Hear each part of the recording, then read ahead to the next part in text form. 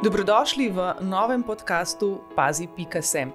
Danes se bomo potopili v svet ribarjenja in ne govorim o prijetnem nedeljskem popoldnevu na reki, govorim o nevarni vrsti spletnega napada, imenovanem phishing.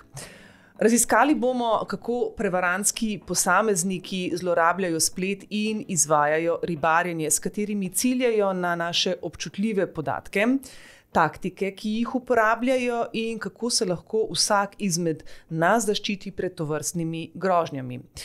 Bodite z nami, ko bomo odkrivali strategije ribičev na spletu, delili uporabne nasvete za prepoznavanje potencialno nevarnih situacij, ki nam bodo razkrili, kako ostati varni v digitalnem okolju.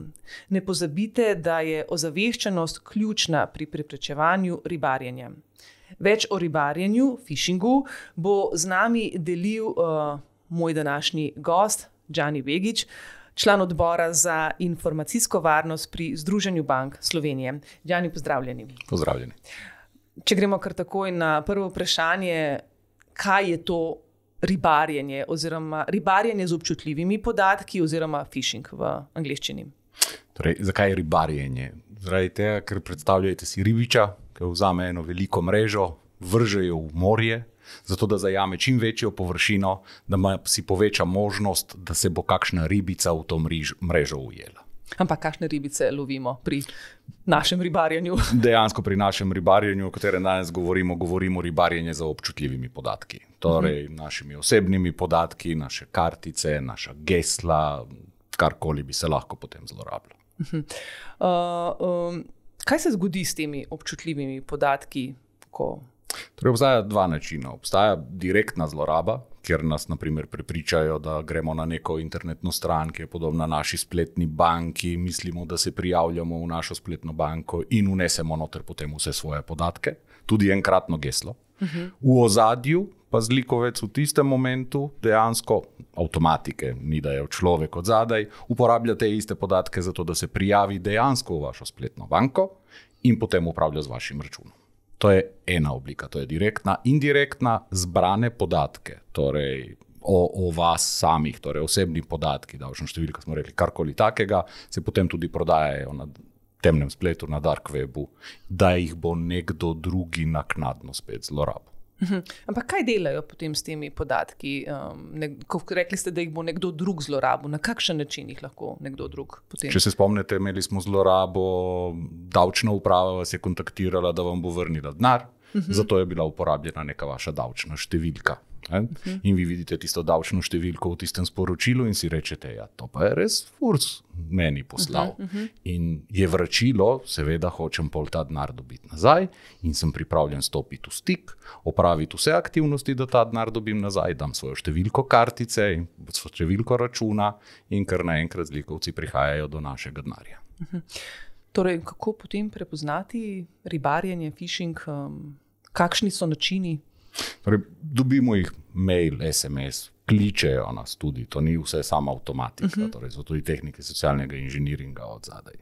Kako pa jih prepoznamo? Torej, elementi nujnosti, prva zadeva, pol po neke povezave do takih strani, ki če gremo dobro pogledati to povezavo, vidimo, da to ni povezava recimo do naše banke ali pa do pošte, da so rahle razlike dejansko v naslovih, kam nas ta zadeva pelje in tukaj najhitreje prepoznamo neka odstopanja. Omenili ste občutljivi podatki, in pa kateri podatki so najbolj občutljivi? Obstaja kakšna lestvica, rang, kaj res nikoli dati od sebe, če ni potrebno? Nikoli ne dati svojih gesel.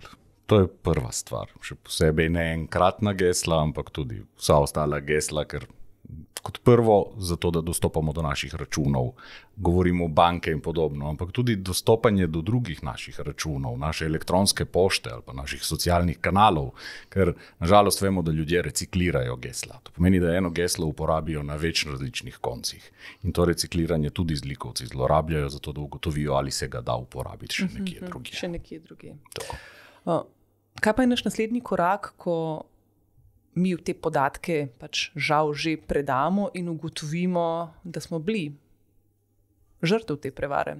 Iz finančnega vidika pokličemo takoj svojo banko in menjujemo torej naše dostope, torej zablokiramo naše račune, zablokiramo našo mobilno banko, zahtevamo, da se ponastavijo vsa ta gesla. Torej vsak podatek, ki je bil že dan v splet, bo tam ostal za večno in se ga ne da odstraniti in zlikovci ga bodo zlorabili.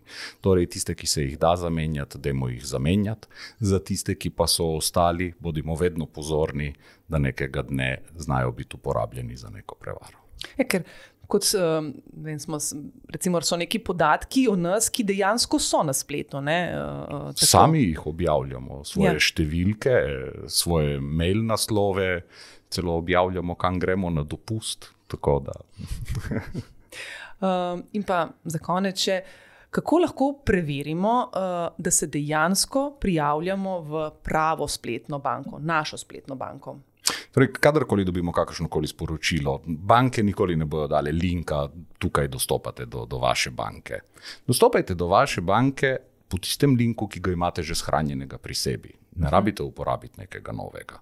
Uporabljajte aplikacije, ki vam jih je banka dala na razpolago, torej vašo mobilno banko, ne nameščati novo aplikacijo, ker ta je dosti boljša, pa najnovejša in nujno. Recimo tudi posodobitve, če bi recimo dobile posodobite.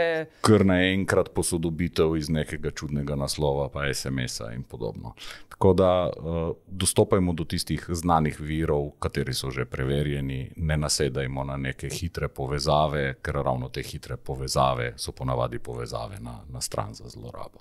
Kaj pa v primeru, da se, bom rekla, računalnika doma ne moramo zgubiti? Kaj pa, ko zgubimo telefon? Pa so vse te povezave do bank, do marsičesa na temu telefonu, ali pa da nam ukradajo telefon? Kaj pa v tem primeru? Isto. Torej, takoj blokiranje naše spletne banke, spletnih dostopov. Nekateri telefoni omogočajo tudi, da se ponastavi telefon nadaljavo in da se ga blokira nadaljavo. Tako da dajte se že danes posvetovati, kakšne možnosti imate na razpolago že na vaših aparatih samih, zato da ko bo nekega dne do nečesa prišlo in verjemte, pride, da ste že pripravljeni in da imate že pripravljena ena kratka navodilca, kako čim prej to razrešiti. Najlepša hvala za vaše odgovore. Vemo zdaj vse o ribarjenju. Pazite se ribarjenja. Hvala. Hvala.